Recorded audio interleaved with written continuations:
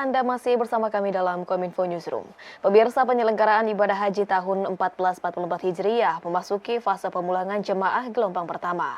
Proses ini akan berlangsung secara bertahap mulai tanggal 4 hingga 18 Juli 2023. Pada hari kedua kepulangan jemaah haji, tepatnya pada hari ini Rabu 5 Juli, sebanyak 6.682 jemaah haji dari 16 kloter pulang ke tanah air.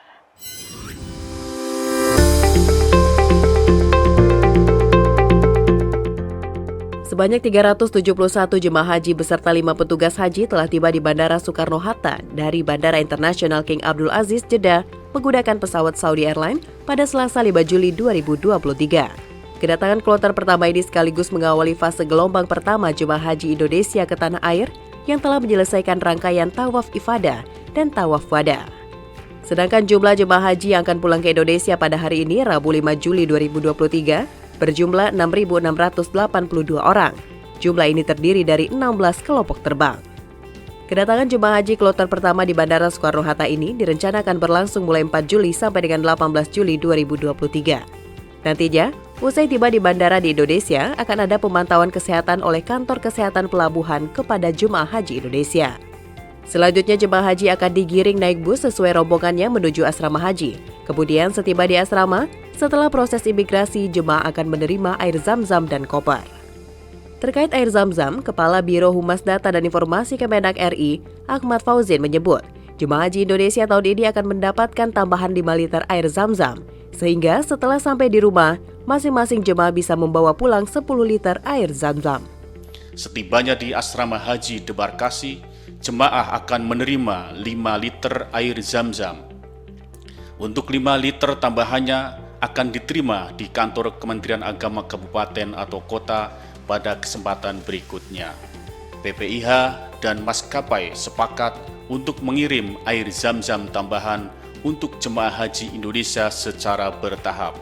Setelah sampai di tanah air zam-zam tambahan ini akan didistribusikan ke Kementerian Agama Provinsi untuk diteruskan ke Kementerian Agama Kabupaten Kota. Korps Lalu Lintas Kepolisian Republik Indonesia berencana meluncurkan buku panduan ujian surat izin mengemudi. Kepala Korlantas Polri Irjen Pol Firman berharap bahwa melalui buku tersebut dapat memberi pengetahuan kepada masyarakat tentang soal dan pengetahuan berlalu lintas dalam ujian pembuatan surat izin mengemudi.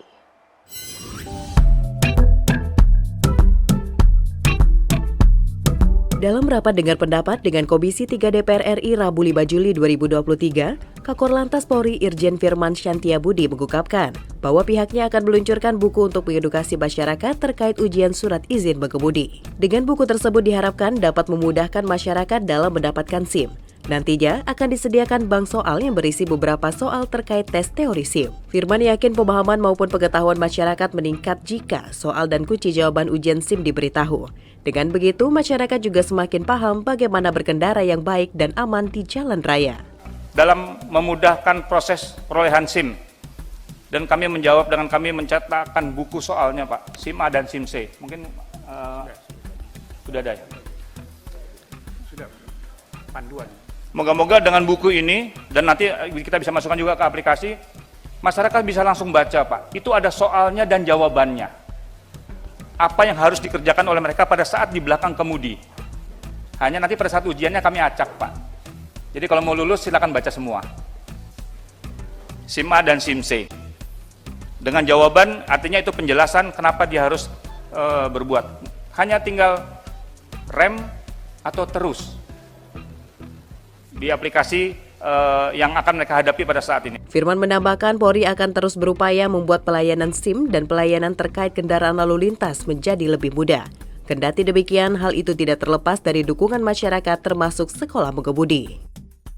Karena kami juga menyadari kantor polisi belum semuanya punya alat uji, kita dorong mereka untuk kerjasama dengan sekolah mengemudi yang memiliki kualitas yang sama. Buku ini kita akan bagikan gratis, bisa dilihat juga di aplikasi apabila tidak ada yang dicetak. Moga-moga ini jawaban kami sebagai tindak lanjut arahan pimpinan untuk memudahkan masyarakat memperoleh SIM sesuai dengan kemampuan yang mereka bisa pelajari lebih awal.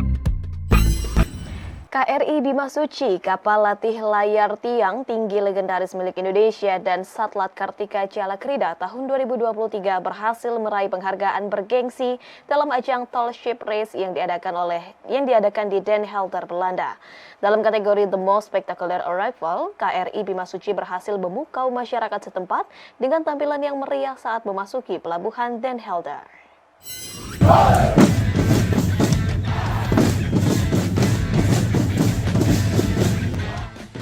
KRI Bima Suci, kapal latih layar tiang tinggi legendaris milik Indonesia dan Satlat Kartika Jalakrida tahun 2023 berhasil meraih penghargaan bergengsi dalam ajang Tall Ship Race yang diadakan di Den Helder, Belanda, Jumat 30 Juni 2023.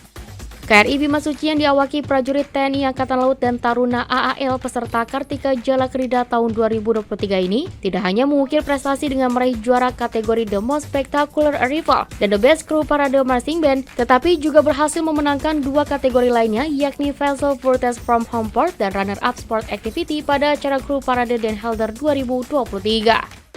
Dalam kategori The Most Spectacular Arrival, KRI Bima Suci berhasil memukau masyarakat setempat dengan tampilan yang meriah saat memasuki pelabuhan Den Helder. Para prajurit dan taruna AL dengan gagahnya mengibarkan bendera merah putih serta para taruna dengan semangat menyajikan pertunjukan yang luar biasa dengan menampilkan GS Mini dan mengenakan pakaian budaya daerah Indonesia. Selain itu, KRI Bima Suci juga memenangkan kategori The Best Crew Parade Marching Band. Genderang Suling Gita Jala Taruna AL tampil gemilang dengan atraksi marching band yang dinamis dan penuh semangat. Mereka menghibur masyarakat dengan atraksi yang energik dan display yang menarik menciptakan atmosfer kegembiraan di sepanjang rute parade. Penampilan kesenian para prajurit KRI Bima Suci dan Taruna Akademi Angkatan Laut Tingkat 2 Angkatan ke-70 pada parade kru dilepas langsung oleh Gubernur AAL Maijen TNI Endi Supardi, Waspres Kasal Brigjen TN Endang Taryo beserta para pejabat TNI Angkatan Laut dan berhasil membuat semua mata pengunjung yang hadir di sepanjang rute parade dari Port of Den Helder menuju pusat kota memandang bangga dan kagum. Antusias para pengunjung yang hadir selain dikarenakan kegiatan Tall Ship Race yang hanya dilaksanakan setiap 4 tahun sekali, juga dikarenakan pada event ini dihadiri oleh peserta kapal layar dari seluruh belahan dunia. Prestasi ini menjadi bukti kemampuan dan profesionalisme prajurit KRI Bima Suci dan Taruna AAL yang membanggakan sebagai duta bangsa dalam mempromosikan kekayaan budaya Indonesia. Sekaligus sebagai pembelajaran bagi Taruna dalam misi diplomasi internasional untuk bekal dalam penugasannya nanti.